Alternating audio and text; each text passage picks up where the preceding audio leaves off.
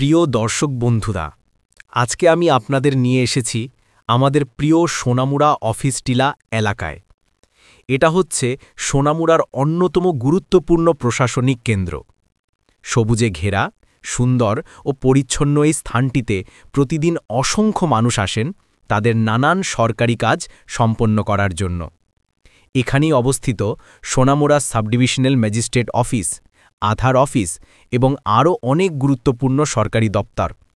এখান থেকেই জনগণের প্রয়োজনীয় নানা সেবা প্রদান করা হয়।